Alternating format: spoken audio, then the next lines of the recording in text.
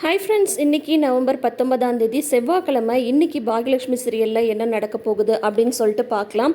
ஒரு பக்கம் பாக்யா வீட்டில் பாக்யாவை நடுவில் நிற்க வச்சு சுற்றி நின்று செழியன் இனியா பாட்டின்னு சொல்லிட்டு கோபி மேலே கேஸ் கொடுத்தது தப்புன்னு சொல்லிட்டு வாதாடிட்டு இருக்காங்க. அப்போது எழில் வந்து கோபி சொல்லி தான் படப்பூஜையில் பாக்யா கலந்துக்க முடியாமல் போச்சு அப்படின்ற விஷயத்த வந்து சொல்கிறாங்க.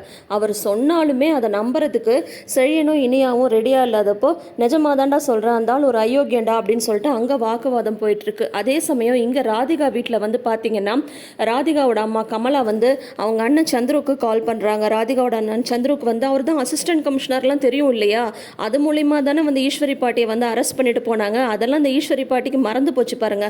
இப்போ வந்து அவங்களுக்கு கால் பண்ணி பேசும்போது இப்போ என்னாலாம் கிளம்பி வர முடியாது, எனக்கு வேலை இருக்குது, நான் வேணா வந்து அட்வொகேட்டை வந்து பேசுகிறேன், நீங்கள் போய் அட்வொகேட்டை பாருங்க அப்படின்னு சொல்லிட்டு அவர் வந்து சொல்லிடுறாரு. என்ன ராதிகா நீ உட்காந்துட்டே இருக்க, சந்துருவால் இப்போ வர முடியாதா, அவன் வந்து ஒரு 2 நாள் கழிச்சு வரானா, நீ கிளம்பு, நம்ம போய் அட்வொகேட்டை பார்க்கலாம், மாப்பிள்ளை எப்படியாவது வீட்டுக்கு கூட்டிகிட்டு வரணும் அப்படின்னு சொல்கிறாங்க.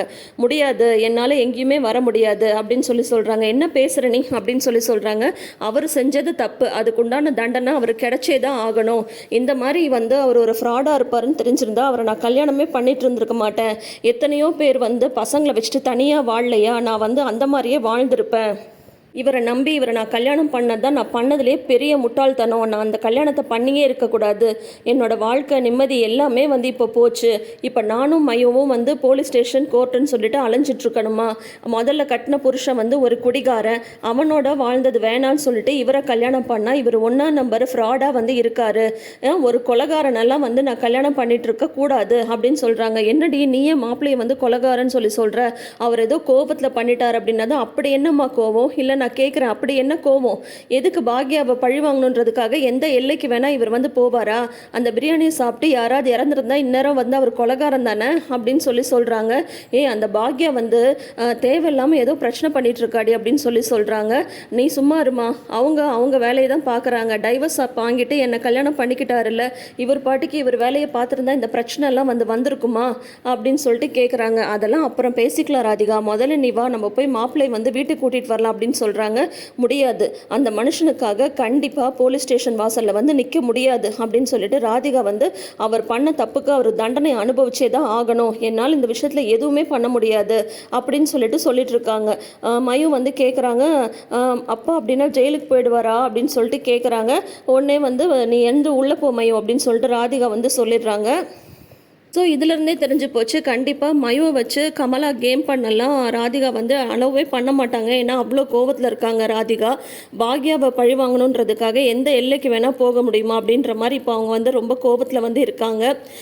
ராதிகா இதுவும் வந்து கேட்குறாங்க, இதே இவரோட க்ளவுட் கிச்சனில் பாக்யா இந்த மாதிரி ஒரு வேலையை வந்து செஞ்சுருந்தா அவர் வந்து சும்மா இருந்திருப்பாரா?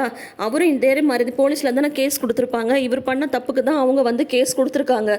பாக்யா செஞ்சது கரெக்டு தான், நானாக இருந்தாலும் அதை தான் செஞ்சுருப்பேன் அப்படின்னு சொல்லிட்டு ராதிகா வந்து சொல்கிறாங்க. இங்கே வீட்டில் வந்து பார்த்திங்கன்னா எழில் வந்து அவங்க அம்மா கையை பிடிச்சி மன்னிப்பு கேட்டுட்ருக்காரு. என்னை வந்து மன்னிச்சிடுமா, நான் வந்து அந்த ஆள் மூலமாக தான் படம் வந்ததுன்னு தெரிஞ்சிருந்தா கண்டிப்பாக நான் வந்து ஒத்துட்டு இருந்திருக்கவே மாட்டேன். கடைசி நிமிஷத்தில் தான் எனக்கு வந்து அது தெரியும். அப்படி இருந்தும் அவர் வந்து உன்னை படப்பூஜையில் கலந்துக்கூடாதுன்னு சொல்லும்போது அந்த படமே வேண்டாம், தூக்கி போட்டலான்னு தான் நினச்சேன்.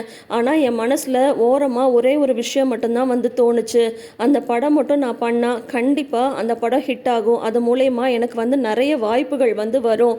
அது மூலிமா உன்னை அமிர்தாவை எல்லாரையும் நல்லா வச்சுக்கணும், உன்னை ராணி மாதிரி வச்சு பார்த்துக்கணும், நீ இவ்வளோ கஷ்டப்படுறன்னு சொல்லிட்டு அது மட்டும்தான் என் மனசில் வந்து ஓடிட்டு இருந்தது.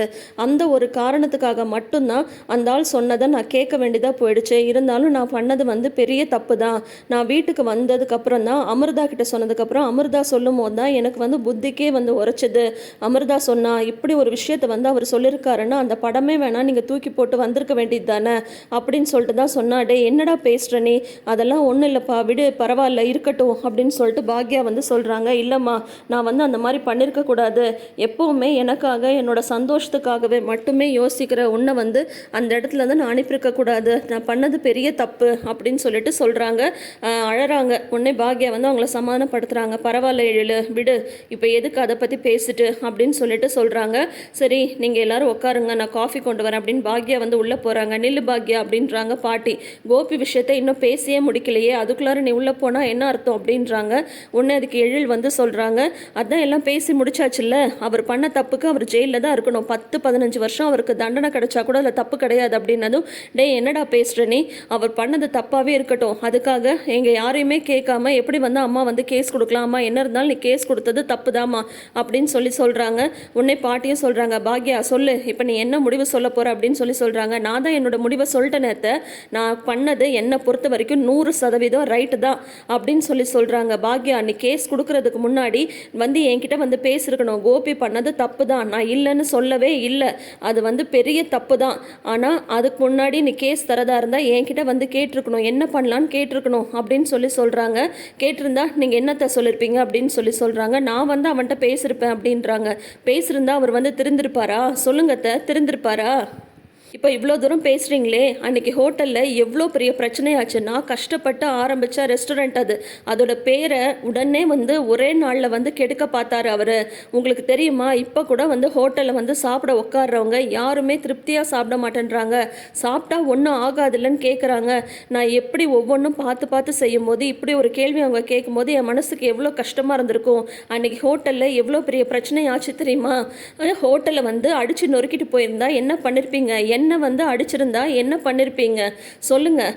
அது மட்டும் இல்லாமல் அந்த சாப்பாடை சாப்பிட்டுட்டு யாரோட உயிருக்காது ஏதாவது ஆயிருந்தா அது வந்து கொலைகேஸ் ஆயிருக்காதா, அப்போ வந்து என்ன ஜெயிலில் பிடிச்சி போட்டிருக்க மாட்டாங்களா, அப்போ நான் மட்டும் ஜெயிலுக்கு போனால் பரவாயில்லையா உங்களுக்கு அப்படின்னு வரிசையாக கேள்வி மேலே கேள்வி கேட்குறாங்க. பாக்யா கமான் பாக்யா கமான், இப்படி தான் இந்த அம்மாவெல்லாம் கேட்கணும் அப்படின்ற மாதிரி தான் நம்மளுக்கு வந்து தோணுது. நல்லா நச்சுன்னு கேட்குறாங்க பாக்யா. இந்த எந்த கேள்விக்கும் பாட்டிக்கிட்டையும் சரி, செழியன்ட்டையும் சரி, இனியாட்டையும் சரி பதிலே கிடையாது. எல்லாமே தப்பு தான், அவன் பண்ணது தப்பு தான் அப்படின்றாங்க. தப்பு இல்லத்த, அவர் பண்ணது வந்து கிரிமினல் அஃபென்ஸு, அந்த கிரிமினல் வேலைக்கு நான் கொடுத்தது தான் சரியான தண்டனை. நானும் எவ்வளோ நாள் தான் பார்த்துட்டு சும்மா இருக்க முடியும், இதே தப்பை நான் பண்ணியிருந்தா பேசாமல் இருந்திருப்பாரா சொல்லுங்க, பேசாமல் இருந்திருப்பாரா? என்னை பொறுத்த வரைக்கும் அவர் பண்ண தப்புக்கு அவர் தண்டனையை அனுபவிச்சே தான் ஆகணும், அதில் எந்த மாற்றமும் கிடையாது. யார் சொன்னாலும் நான் வந்து கேட்க மாட்டேன், இப்போ நான் எடுத்துருக்கிற முடிவு தான் சரியான முடிவு அப்படின்னு சொல்கிறாங்க. உடனே பாட்டி வந்து பதிலே பேசாமல் கோச்சிக்கிட்டு உள்ளே போயிடுறாங்க. இந்த பாட்டி அடுத்தது என்ன பண்ணுவாங்க, சாப்பாடு வேணாம் காஃபி வேணான்னு சொல்லிட்டு உண்ணாவிரதம் இருக்க போகிறாங்க. ஈஸ்வரி பாட்டி வந்துட்டு ஒரு விஷயத்தை மட்டும் நல்லா நிரூபிச்சிட்டாங்க. என்ன தான் பாக்யா வந்து பார்த்து பார்த்து கவனிச்சுட்டாலும் கோபி வந்து கவனிக்கவே இல்லைன்னாலும் பையனை வரும்போது பாட்டி வந்து பையன் பக்கத்தில் தான் நிற்கிறாங்க. இந்த விஷயத்தை வந்து தாத்தா இறந்தப்பயே பாட்டி வந்து செஞ்சுருந்தாங்கன்னா இப்போ பாக்யாவுக்கு இவ்வளோ பெரிய சிக்கலே வந்திருக்காது. பாக்யாவுக்கு இப்போ இவ்வளோ பெரிய சிக்கல் வந்திருக்குன்னா அதுக்கு முக்கியமான காரணமே என்னை பொறுத்த வரைக்கும் ஈஸ்வரி பாட்டின்னு தான் சொல்வேன். ஏன்னா அவங்க அப்பாவுக்கு கடைசி கடமையை செய்ய விடலைன்னு சொல்லிட்டு தான் இவ்வளோ பெரிய விஷயத்தை வந்து கோபி வந்து பண்ணியிருக்காரு. பாக்யா ஒன்றும் அவங்க மாமனாருக்கு எல்லா காரியமும் நான் தான் பண்ணுவேன்னு சொல்லலை, ஈஸ்வரி பாட்டி சொன்னதுனால தான் வந்து செஞ்சாங்க. மற்றவங்க சொல்லும் போதும் ஈஸ்வரி பாட்டி வந்து பிடிவாதமாக இருந்துட்டாங்க. ஸோ இப்போ அவங்க பண்ண தப்பு, அவங்க பையன் பண்ண தப்புக்கு அவங்களும் சேர்ந்து தான் இப்போ அந்த தண்டனையை அனுபவிச்சு ஆகணும். இவ்வளோ அடமெண்ட்டாக இருக்கிற பாட்டி இனியா செழியன் இவங்க 3 பேரையும் பாக்யா வீட்டை விட்டு அனுப்புனா கூட என்னை பொறுத்த வரைக்கும் தப்பு கிடையாது. யாராக இருந்தாலும் அவங்கவுங்களுக்காக ஒரு ஸ்டாண்ட் எடுத்து நிற்பாங்க. அந்த ஸ்டாண்டை தான் பாக்யா இப்போ அவங்களுக்காக எடுத்திருக்காங்க. ஈஸ்வரி பாட்டி உள்ளே போனதுமே இனியா வந்து எனக்கு உன்னை பிடிக்கலம்மா, எனக்கு உன்னை பிடிக்கவே இல்லை அப்படின்னு சொல்லிட்டு அழுதுகிட்டே போயிடுறாங்க. உங்களுக்கு என்றைக்கு தான் இனியா உங்கள் அம்மா வந்து பிடிச்சிருக்கு, உங்கள் கருத்தெல்லாம் மதிக்க யாருமே இங்கே தயாராகவே இல்லை. உடனே செழியன் வந்து சொல்கிறாங்க, என்ன இருந்தாலும் நீ பண்ணது தப்புமா அப்படின்னு சொல்லும்போது ஜெனி வந்து ஆன்ட்டி பண்ணது தான் சரியா 100% கரெக்ட் அப்படின்றாங்க. நீ வாய முடி ஜெனி, நீ எதுவும் பேச தேவையில்லை அப்படின்றாங்க. ஜெனி சொல்லணும், ஒருவேளை அந்த சாப்பாட்டை நான் சாப்பிட்டு நம்ம குழந்தைக்கு ஏதாவது ஆயிருந்தா என்ன பண்ணிருப்ப நீ அப்படின்னு சொல்லிட்டு ஜெனி வந்து கேட்கணும். அப்போ கூட இந்த செழியனுக்கு வந்து புத்தி வராது. இப்போ ஒரு பக்கம் செழியன் கோச்சிட்டு போயாச்சு, இனியா கோச்சிட்டு போயாச்சு, பாட்டி கோச்சிட்டு போயாச்சு. ஆனால் பாக்யா வந்து எதுக்கும் கவலைப்படல. அவங்களுக்கு சப்போர்ட்டாக எழில், அமிர்தா, ஜெனி, செல்வி இவங்க 4 பேரும் வந்து வழக்கம் போல் ஸ்ட்ராங்காக வந்து நிற்கிறாங்க. இங்கே போலீஸ் ஸ்டேஷனில் வந்து போலீஸ் வந்து கோபியை விசாரிச்சுட்டு இருக்காங்க. அப்போ கோபி வந்து அங்கே நடந்த விஷயத்துக்கும் எனக்கும் எந்த சம்மந்தமும் கிடையாது அப்படின்றாங்க. அப்போ உங்கள் எக்ஸ் ஒய்ஃப் வந்து உங்கள் மேலே வேணும்னு தான் கேஸ் கொடுத்துருக்காங்கன்னு சொல்கிறீங்களா அப்படின்றதும், ஆமாம் அவள் எப்பயும் நம்ம வந்து நிம்மதியாக இருக்க விட்டதே இல்லை, அவளுக்கு என் மேலே பொறாமை. நான் க்ளவுட் கிச்சன் ஆரம்பித்து கொஞ்ச நாள்லேயே வந்து நல்ல பேர் எடுத்துட்டேன், அந்த பொறாமையில் தான் அவள் இந்த மாதிரி வந்து என் மேலே வந்து கேஸ் கொடுத்துருக்கா, இதுக்கும் எனக்கும் எந்த சம்மந்தமும் இல்லை அப்படின்றாங்க. ஓ அப்போ நீங்கள் உங்களோட வாதத்தில் உறுதியாக இருக்கீங்க அப்படிதான் அப்படின்றாங்க. ஆமாம் சார் உறுதியாக இருக்கேன், இதுக்கு மேலே நீங்கள் என்ன விசாரிக்க போகிறீங்க, என்னை வந்து வீட்டில் அனுப்புங்க. ஆனால் ஒன்று சார், இந்த மாதிரி என்னை வந்து கூட்டிகிட்டு வந்து போலீஸ் ஸ்டேஷனில் உட்கார வச்சதுக்கு அவளை நான் சும்மா விட போகிறதே கிடையாது. வீட்டுக்கு போனதும் ஒரு அட்வொகேட்டை பார்த்தா அவன் மேலே மான நஷ்ட வழக்கு போட போகிறேன் அப்படின்றாரு கோபி. வழக்கு போடுறதெல்லாம் அப்புறம் பார்க்கலாம், முதல்ல அந்த ஆளை கூட்டிகிட்டு வாங்கன்றாங்க. பார்த்தா செஃப் ஆனந்தை கூட்டிகிட்டு வராங்க. இவங்க யாருன்னு தெரியுமா உங்களுக்கு அப்படின்னது, தெரியும், கொஞ்ச நாளைக்கு முன்னாடி என்னோட க்ளவுட் கிச்சனில் தான் இவருக்கு வந்து வேலை பார்த்துட்டு இருந்தாரு, அப்புறம் வேலையை விட்டு திடீர்னு நின்றுட்டாரு, இப்போ என்ன பண்ணுறாரு ஏதுன்னா எனக்கு தெரியாது அப்படின்னு சொல்கிறாங்க. ஓ அப்படின்னா இவரை வந்து நீங்கள் பாக்யாவோட ஹோட்டலில் போய் வேலைக்கு சேர சொல்ல அப்படின்றாங்க போலீஸு. உடனே வந்து ஆமாம் இல்லை அப்படின்னு சொல்கிறாங்க. நீங்கள் என்ன சொல்கிறீங்க அப்படின்ட்டு ஆனந்தை வந்து கேட்கும்போது, இல்லை சார் அவர் சொல்கிறது போய், கோபி சார் சொல்லி தான் நான் பாக்யா மேடத்தோட ரெஸ்டாரண்ட்டில் போய் ஜாயின் பண்ணேன், கோபி சார் சொல்லி தான் அந்த பிரியாணியில் வந்து கெட்டுப்போன சிக்கனை வந்து நான் கலந்தேன், இவர் சொல்லி தான் எல்லா விஷயமும் நான் செஞ்சேன் அப்படின்னு சொல்கிறாங்க.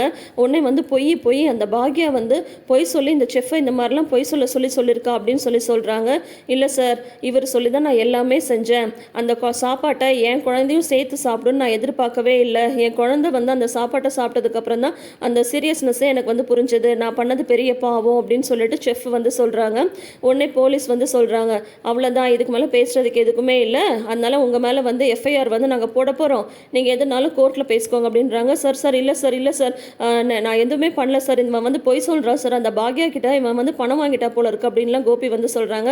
பேசாமல் போங்க அமைதியா அப்படின்னு சொல்லிட்டு போய் கோபியை வந்து உட்கார வச்சிடுறாங்க. அப்போ வந்து செந்தில் வந்து வராரு. செந்தில் வந்துட்டு இன்ஸ்பெக்டர் போய் பார்த்துட்டு கோபியை பார்க்கணும் அப்படின்னு கேட்கும்போது போய் பாருங்க அப்படின்றாங்க. செந்தில் போய் சொல்கிறாங்க, இதுக்கு தாண்டா நான் ஆரம்பத்துலேயே இதெல்லாம் எதுவுமே வேணான்னு சொன்னேன், இப்போ பாரு எவ்வளோ பெரிய பிரச்சனை ஆகிடுச்சு அப்படின்னதும், என் மேலே எஃப்ஐஆர் வந்து போட்டாங்கடா, எப்படியாவது வந்து அட்வொகேட்டை பார்த்து முதல்ல என்னை வெளியில் எடு, இப்போ நீ உட்காந்து எதுவும் எனக்கு வந்து அட்வைஸ் பண்ணிட்டு இருக்காது அப்படின்னு சொல்கிறாங்க.